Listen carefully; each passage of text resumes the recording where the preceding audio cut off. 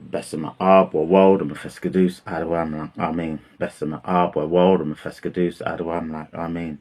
Besama Ab world and Mefeskadus Adawamla, Amen. Blessings and love. Good morning. Hope you're doing well this day. Monday, Christos Tense, Christ is risen, acknowledgement of Christ raising after Easter and working towards Pentecost. So today we have the final chapter of the book of Joshua. Give thanks. Joshua gathered all the tribes of Israel to Shechem and called for the elders of Israel, for their heads, for their judges, and for their officers, and they presented themselves before God.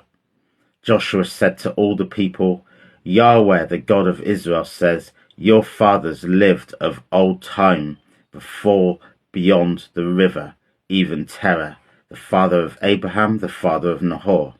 They served other gods. I took your father Abraham from beyond the river and led him throughout all the land of Canaan and multiplied his offspring and gave him Isaac. I gave to Isaac Jacob and Esau. I gave to Esau Mount Seir to possess it. Jacob and his children went down into Egypt. I sent Moses and Aaron, and I plagued Egypt according to that which I did among them, and afterwards I brought you out. I brought your fathers out of Egypt, and you came to the sea. The Egyptians pursued your fathers with chariots and with horsemen to the Red Sea. When they cried out to Yahweh, he put darkness between you and the Egyptians, and brought the sea on them and covered them. And your eyes saw what I did in Egypt. You lived in the wilderness many days. I brought you into the land of the Amorites and lived beyond the Jordan. They fought with you, and I gave them into your hand. You possessed their land, and I destroyed them from before you. Then Balak, the son of Zippor, the king of Moab, arose and fought against Israel. He sent and called Balaam, the son of Beor, to curse you. But I would not listen to Balaam. Therefore he blessed you still. So I delivered you out of his hand. You went over the Jordan and came to Jericho. The men of Jericho fought against you, the Amorite, the Perizzite, the Canaanite, the Hittite, the Girgashite, the Hivite, and the Jebusite, and I delivered them into your hand. I sent the hornet before you, which drove them out from before you, even the two kings of the Amorites, not with your sword, nor with your bow. I gave you a land on which you had not labored, the cities which you didn't build, and you live in them. You eat of vineyards and olive groves which you didn't plant. Now therefore fear Yahweh and serve him sincerely and in truth. Put away the gods which your fathers served beyond the river in Egypt and serve Yahweh. If it seems evil to you to serve Yahweh, choose today who you will serve, whether the gods which your fathers served that were beyond the river, or the gods of the Amorites in whose land you dwell. But as for me and my house, we will serve Yahweh. The people answered, far be it from us that we should forsake Yahweh to serve other gods, for it is Yahweh our God who brought us and our fathers up out of the land of Egypt, from the house of bondage, and who did those great signs in our sight, and preserved us in all the ways in which we went, and among all the peoples through the middle of whom we pass. Yahweh drove out from before all the people, even the Amorites who lived in this land. Therefore we will serve Yahweh, for he is our God. Joshua said to the people, you can't serve Yahweh, for he is a holy God. He is a jealous God. He will not forgive your disobedience, nor your sins, if you forsake Yahweh and serve foreign gods. Then he will turn and do your evil and consume you after he is done to you. The people said to Joshua, no, but we will serve Yahweh.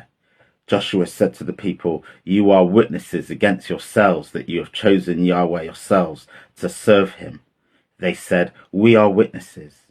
Now therefore put away the foreign gods which are amongst you, and incline your heart to Yahweh, the God of Israel. The people said to Joshua, we will serve Yahweh our God, and we will listen to his voice. So Joshua made a covenant with the people that day, and made for them a statute and an ordinance in Shechem. Joshua wrote these words in the book of the law of God, and he gave a great stone, and took it, and set it up there under the oak which was by the sanctuary of Yahweh. Joshua said to all the people, Behold, this stone shall be a witness against us, for it has heard all Yahweh's words which he spoke to us. It shall be therefore a witness against you, lest you deny your God. So Joshua sent the people away, each to his own inheritance. After these things, Joshua the son of Nun, the servant of Yahweh, died, being 110 years old. They buried him in the border of his inheritance in Timnath-Serach, which is in the hill country of Ephraim, on the north of the mountain of Gash. Israel served Yahweh all the days of Joshua, and all the days of the elders who outlived Joshua, and he had known all the work of Yahweh that he had worked for Israel. They buried the bones of Joseph, which the children of Israel brought up out of Egypt in Shechem, in the parcel of the ground which Jacob brought from the sons of Hamor, the father of Shechem, for 100 pieces of silver. They became an inheritance of the children of Joseph. Eleazar, the son of Aaron, also died. They buried him in the hill of the Phinehas, his son, which was given to him in the hill country of Ephraim. For these few words I give thanks, blessings, and love. So here we have the final moments of Joshua, and we hear here at the end that he died at 110 years old, and he's buried next to the bones of Joseph, that the children of Israel, as they fled from Egypt, they took the bones of Joseph with them. So they're buried together. And then also Eleazar, the priest, the son of Aaron, also dies on this chapter at the very end. So yeah, very poignant chapter, ending with this celebration of these great lives, Joseph, Joshua and Eleazar. So very significant, and it signals a new time and a new dawn for the children of Israel. And as it says here, the tribes, the leaders of the tribe, went back into their own inheritance, meaning that from now on the leadership of Israel is going to be much more tribal. Because what we usually have had, like at the end of the book of Exodus, at the end of book of Numbers, we've seen this transition from one leader to another.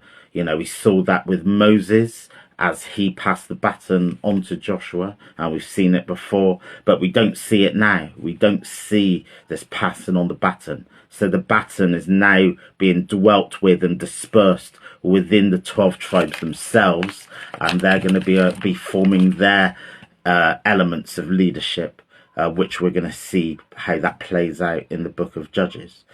Another significant part of this chapter is this not giving of free will, because the people already had free will, but God very clearly lays out, and Joshua very clearly lays out, that people have free will to whether they want to worship Yahweh or not. And the people keep trying to convince Joshua, no, we are going to be worshipping Yahweh. You know, he is our God. We've done everything that he wants us to do, and he's done everything for us. We will continue.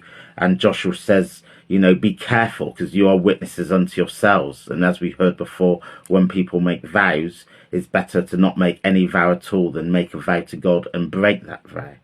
But the people say, and it's at the end of verse 15, but as for me, this is Joshua speaking, and my house, we will serve Yahweh. So the people, and this is what the people say to Joshua, but as for me and my house, we will serve Yahweh. This is what they want.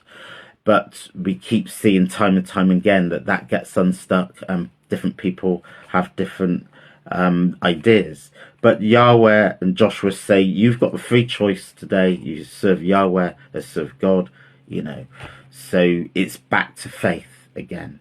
But what's also very clear in here, as we've said time and time again, that faith is active and it has to be worked on. And this is the other message of this particular chapter. So yeah, it's lots of kind of big ideas about free will, free choice. and the role of faith in people's lives. There's the obvious recap that happened in this chapter, which goes back to Abraham and even goes back from before Abraham to say your forefathers were not worshipping the one true God, Yahweh. So Yahweh says that I came to Abraham and I showed him who I was. And from that point onwards, I've continued to honor my promises, and the fulfillment of that promise is where we have now is the children of Israel are in their inheritance. They're in the land, in the promised land. And that's been promised from 600 years plus previously. And now, essentially, it's over to you. Do with it what you will, which is what we get in the next chapter. So there's lots of things here in terms of our personal reflections, in terms of our free choice and free will. There's things here to do with the choices that we make of how we serve Yahweh and how we submit ourselves and make ourselves humble to follow obediently the Almighty and not with our own egos, etc. But it's also this continual covenant with God. Joshua asked the people to renew their covenant with God, and this is what's happening in verse 15. But as for me and my house, we will serve Yahweh. So it's this idea that we can't be complacent. Jacob's almost challenging the people. He is challenging the people in this chapter. Are you sure? Are you sure? Are you sure you are following Yahweh? And the people said, no, we're ready, we're ready, we're ready. So this idea of making a decision to follow God, whether we're baptized or whether, that if we're baptized, then every day becomes a baptism. Every day becomes a renewal of faith. Ones in the trod aren't baptized, then, it's an individual journey, individual decision. But however you have made your individual covenant with God, how is that being renewed every day, where you face the Most High in submission, in humbleness, to say, glory always goes to you, and I'm following you, and I want to live by your example. When do we make those covenants to God? When do we make those promises and vows to God, where what we do isn't about us, it's about what the Most High wants from us, and we work in that spirit. So when do we make those promises? How do we make those vows? And that's for each individual to reflect on. It's not for anyone to tell you how that should be done. There's certain sacraments within the Ethiopian Orthodox Church for those that are baptized, for how that will be done. But I'm not a priest, so I'm not going to speak to that in that fullness. But yes, certain sacraments, after you become baptized, then supports one's on that journey of Ethiopian Orthodoxy. So this is what this chapter is dealing with, this renewal of faith, this vow to God, and moving forward with purpose, with focus, with the Most High in your right sights, that anything we do, we want to be pleasing in the sight of the Most High, and how we make that vow publicly, and to fulfill the promised land. Remember, it's called the promised land, but what is that promise? We are also part of that promise to fulfill the covenants which God has set down for us. So these promises aren't abstract. They're there in the 10 Commandments. They're there in the additional covenants, the additional laws, and that's the promises that we now need to fulfill. God has fulfilled his promise in relation to the promised land being delivered, but now part of the contract is for the individuals to also fulfill their part of the promise that keeps this covenant sealed and bound and lawful within the eyesight of the Most High. So blessings and love. Have a fantastic day, and I pray it's all positive. Christos Tintse, Christ is risen, and God willing, I'll be back tomorrow for more Judges 1, the beginning of the next journey. Blessings and love. Give thanks.